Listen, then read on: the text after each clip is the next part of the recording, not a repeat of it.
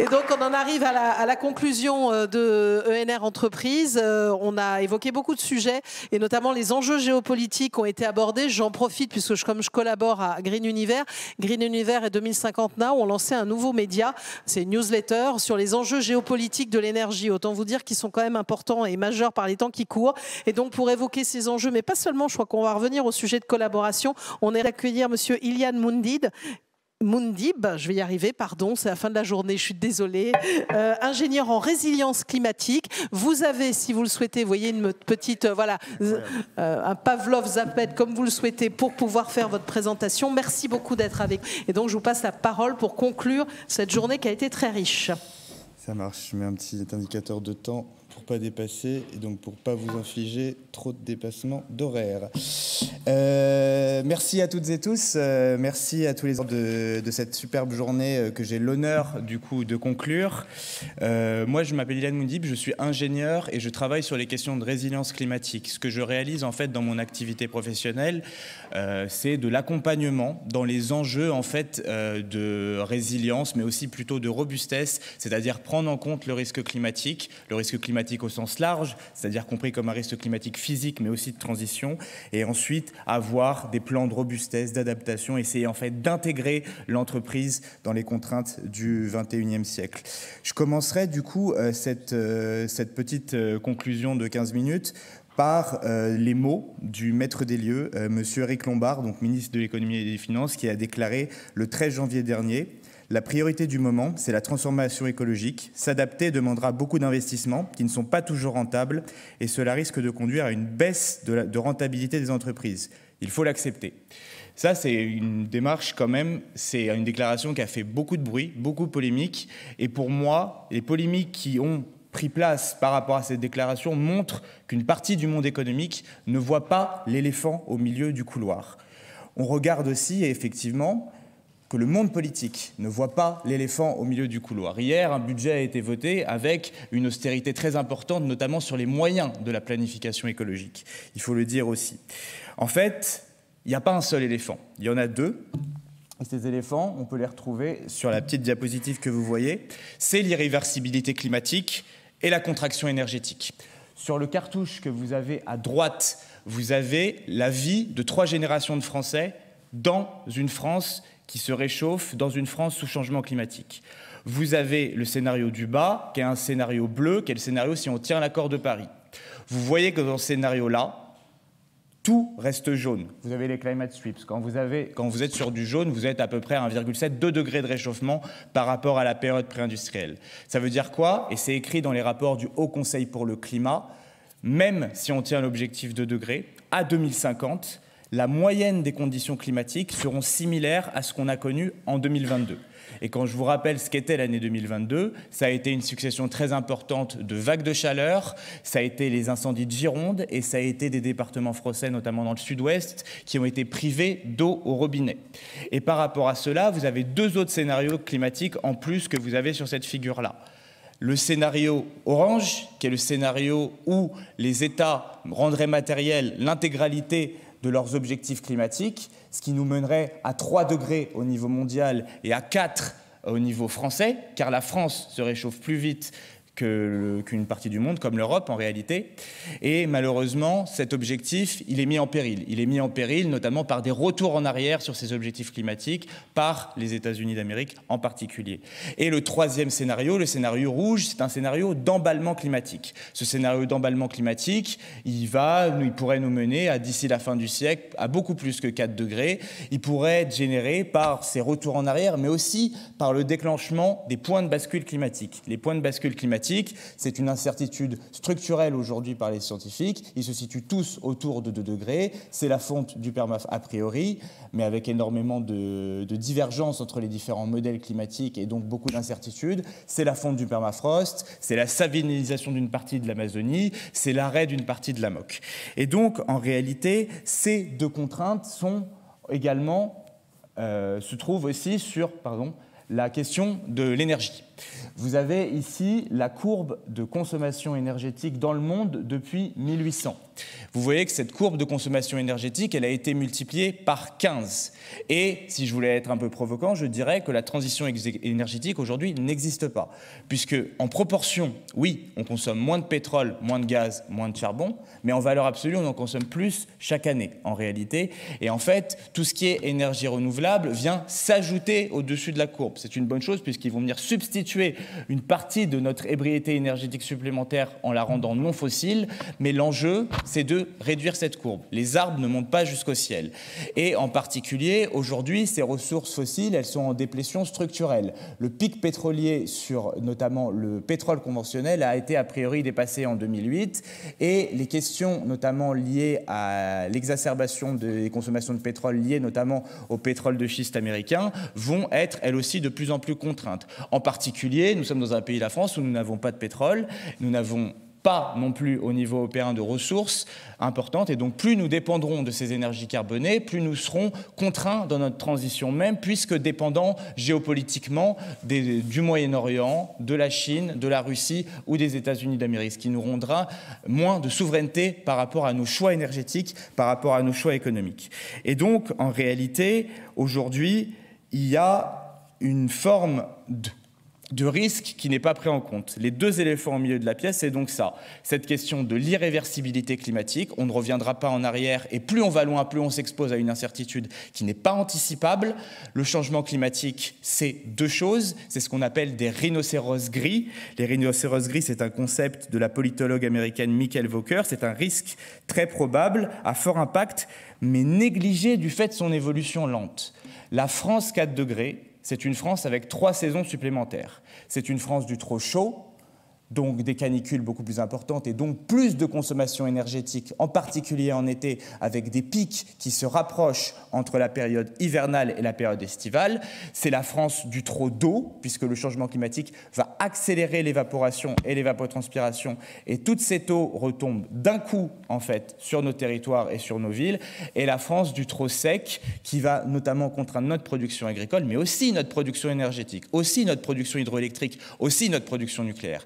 Et ça, fondamentalement, c'est des choses qui ne sont pas intégrées profondément dans le business model des entreprises. On ne prend pas en compte de risques systémiques. Ces rhinocéros gris ne sont pas anticipés. Mais le plus inquiétant, ce n'est peut-être pas ces rhinocéros gris, c'est ce qu'on appelle les signes noirs. Les signes noirs, c'est un concept du mathématicien libano-américain Nassim Nicolas Taleb, qui est en fait un événement de rupture par nature imprévisible, mais qui peut être expliqué a posteriori.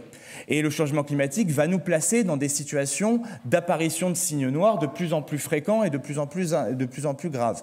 Un exemple de signe noir, c'est le Covid, par exemple. Et donc, quand on est dans un paradigme de l'efficacité, de la compétition et de la gestion sur le temps court, eh bien, ces signes noirs font d'autant plus mal, parce qu'on n'a pas planifié de réelles réponses par rapport à ça, et on n'a pas de modèle robuste. C'est sur ça que j'essaierai de revenir. Également, du coup, si on prend en fait une entreprise dans ce diagramme-là, il y a 4 cadrans. Le premier cadran, c'est une entreprise, elle va émettre des émissions de gaz à effet de serre, elle va avoir un impact sur les ressources, sur le climat, etc. Mais elle va aussi être touchée par les risques physiques qui sont liés au changement climatique, qui sont liés aussi à la contraction énergétique. Elle est soumise aux 3 saisons supplémentaires. Elle est soumise aux rhinocéros gris. Elle peut avoir un impact, on va dire, positif, en atténuant son impact et en essayant de s'adapter et de participer aussi à son écosystème, que ce soit son écosystème de fournisseurs, que ce soit sur le territoire sur lequel elle est implantée, que ce soit aussi sur la santé de ses salariés en particulier. Et elle est aussi soumise à ce qu'on appelle des risques de transition, c'est-à-dire qu'en particulier, plus on est une entreprise carbonée, plus en fait on se retrouve en difficulté quand le prix des fossiles commence à faire n'importe quoi, qui est d'une manifestation en fait de leur déplétion structurelle. Et donc, en réalité, ce qu'il faut faire, c'est repenser nos modèles d'affaires, intégrer une forme de robustesse, puisque en fait, cette contrainte énergétique, cette contrainte physique, cette contrainte climatique, elle n'épargne pas également les productrices et les producteurs d'énergie renouvelable. Voilà. Ça a été un peu dit pendant les tables rondes auxquelles j'ai pu assister, donc je ne vais pas y revenir particulièrement. Mais en fait, en réalité, la transition énergétique, si elle n'inclut pas de sobriété, est de la maladaptation systémique. Qu'est-ce que ça veut dire? Une maladaptation, au sens du GIEC, ça va être en fait un investissement qui va augmenter la vulnérabilité, augmenter le risque climatique. Le risque climatique, il se traduit entre deux éléments. Une exposition, comment le climat évolue sur ma géographie, sur mes sites, sur mon territoire, mais aussi une vulnérabilité. Quelles sont les caractéristiques de mon activité, de ma chaîne de valeur, de mon territoire, qui vont renforcer un effet déjà présent du changement climatique? Or, en particulier, sans sobriété, la transition, en tout cas le développement des énergies renouvelables, risque de se transformer en une substitution, malheureusement, d'un extractivisme fossile actuel vers un extractivisme métallique. Ici, en particulier, sur le graphique que vous avez à l'écran, vous avez les 50, alors c'est les petits points bleus qui ne se voient pas très bien, mais qui se trouvent en fait quasiment tous sur le continent américain, Amérique du Nord et également Amérique du Sud sur la côte ouest. C'est en fait la plupart des mines de cuivre. Toutes ces mines de cuivre, ici sur le graphique que vous avez un graphique du stress hydrique. Ce stress hydrique, quand il est en rouge vif, il est autour de 80%, c'est-à-dire que vous avez un rapport d'eau consommée qui est très très proche de l'eau sur le territoire. Et en particulier, ça a été dit par Olivier Vidal notamment dans son intervention, au Chili, l'enjeu de l'eau a été un enjeu très important de l'élection présidentielle chilienne, puisqu'en fait ces ressources métalliques sont extrêmement concentré sur un certain nombre de... Et que, en fait, pour abreuver les besoins, la demande en métaux pour les pays, on a dû régulièrement arrêter l'eau potable chez les Chiliens ou des activités agricoles. Et ça a été un moteur, notamment, du changement politique qui s'est passé au Chili il y a quelques années.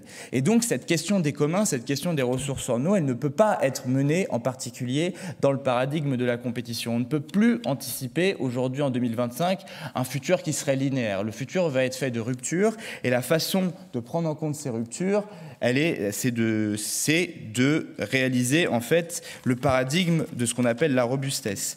En fait, aujourd'hui, notre modèle économique, sur certains points, c'est un cheval mort, c'est-à-dire qu'il vit sous une partie de perfusion financière, en tout cas sur des modèles économiques qui ne sont plus compatibles avec la contrainte d'irréversibilité écologique et la contrainte énergétique notamment. En fait, on a beaucoup d'agitation, c'est vrai, on a beaucoup de reporting, beaucoup de communication sur les objectifs, mais en fait, on a du mal à intégrer cette notion. Nous rentrons dans un monde qui est fluctuant, nous rentrons dans un monde qui n'est plus stable. Et en fait, il faut avoir ce moyen, c'est planifier une forme de robustesse. Et ici, je viendrai donner une nuance sur la notion de résilience qui a été donnée plusieurs fois lors de ces discussions. Avant, je n'utilise plus le mot résilience. Pourquoi? Parce que la résilience, c'est la capacité d'un système à absorber les perturbations et à revenir à son état initial après crise. Or, notre modèle économique, s'il revient à son état initial après crise, il accélérera toujours cette problématique, double contrainte climatique et énergétique. Il n'est pas viable en partie, il faut se transformer. Et c'est pour ça que je préfère largement la définition du biologiste Olivier Hamann, la robustesse, qui est différente.